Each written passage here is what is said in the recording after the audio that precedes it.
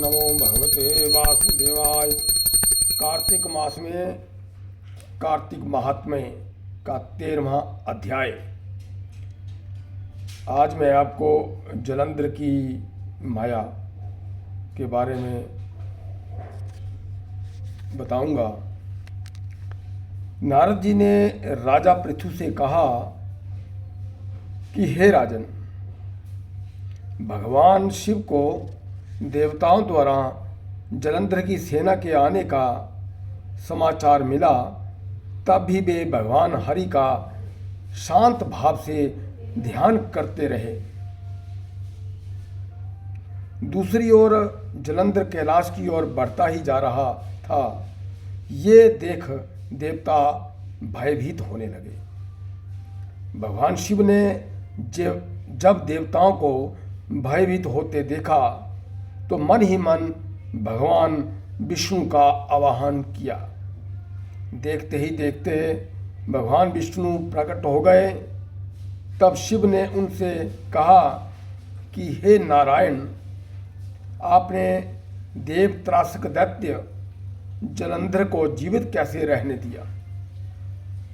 इतना ही नहीं, आप स्वयं लक्ष्मी व गणों सहित उस दैत्य के भवन में रहने लगे।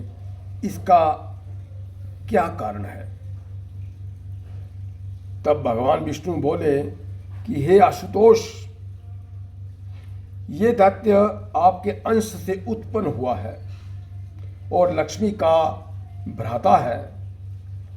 फिर ब्रह्मा जी का भी इसे वरदान है कि इसकी मृत्यु आपके ही हाथों होगी। इसलिए मैंने इसका वध नहीं किया है। भगवान विष्णु की बात सुनकर शिव ने कहा कि हे विष्णु नारायण, इस दैत्य का वध करने के लिए आप अपना तेज दें। अकेले मेरे द्वारा इसका वध नहीं हो सकेगा। फिर भगवान विष्णु ने शिव को अपना तेज प्रदान किया। सभी देवताओं ने भी अपने अपने तेज शिव को दिए।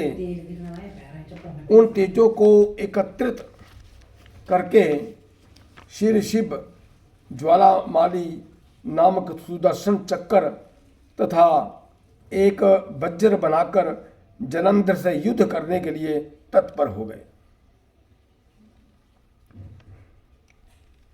भूतगणों की सेना व देव सेना एक हो गई। तब जलंधर व उसकी सेना के साथ श्री शिव का महायुद्ध होने लगा, जिससे सारा ब्रह्मांड कांप उठा। महायुद्ध में जितने भी दैत्य मर चुके थे, उन्हें दैत्य गुरु शुक्राचार्य संजीवनी विद्या से जीवित करते जा रहे थे। ये देख शिव गणों ने भागकर भगवान शिव के पास जाकर सारा वृत्तांत बता दिया। तब भगवान शिव ने अपने मुख से कंदरा के समान मुख वाली एक विकराल कन्या उत्पन्न की।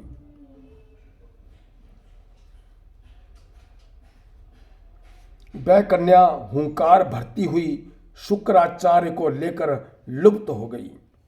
इस प्रकार शिव के गण निर्भीकता पूर्वक दैत्यों पर टूट पड़े। उनके प्रहारों से दैत्य सेना भाग गई। अपनी सेना को भागते देख जलंधर के सेनापति शुंभ निशुंभ व कालनेमी शिवगणों से युद्ध करने लगे। जब दैत्य सेना के प्रहारों से शिव की सेना आहत होने लगी, तब शिवगणों की सेना लेकर श्री गणेश युद्ध मैदान में आ डटे तथा श्री गणेश व शुंभ में घोर युद्ध छिड़ गया। सेना को आहत देखकर इस बार जलंधर स्वयं युद्ध के मैदान में आया। उधर शिवगणों की सेना में से शिव के प्रमुख गण वीरभद्र भी सामने आ डटे। वीरभद्र ने जलंधर पर अनेक प्रहार किए, जिससे क्रोधित होकर जलंधर ने भीषण बाण वृष्टि करके देवसेना में हड़कंप मचा दिया। अपने गणों व देवसेना को परास्त होते देख स्वयं भगवान शिव नंदी पर सवार होकर युद्ध मैदान में आ डटे। अब शिव व दैत्यों में भीषण युद्ध होने लगा। भगवान शिव के एक ही बाण से दैत्य सेना के सिर कटकर धराशायी हो गए।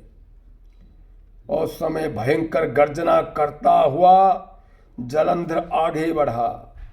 तब शिव ने उसके रथ के घोड़ों व सारथी को मार डाला। ऐसे में जलंधर रथ से कूदकर पृथ्वी पर आ डटा और खड्ग लेकर शिव की ओर दौड़ा। भगवान शिव ने शीघ्रता से आगे बढ़कर उसकी छाती पर एक मुक्का मारा, जिससे जलंधर मूर्छित हो गया, लेकिन कुछ ही देर में उठकर युद्ध करने लगा। जब जलंधर ने देखा कि शिव अजय हैं, तो वह माया रचने लगा। माया के प्रभाव से गंधर्व अप्सराएं युद्ध मैदान में नृत्य गायन करने लगी।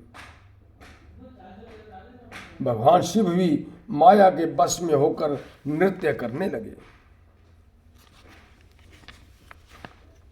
इति कार्तिक मास कार्तिक महात्म्य का 13वां अध्याय संपूर्ण। हरि ओम नमो भगवते वासुदेवाय। हरि ओम नमो भगवते वासुदेवाय। हरि ओम नमो भगवते वासुदेवाय। हरि ओम नमो भगवते वासुदेवाय। हरि ओम नमो भगवते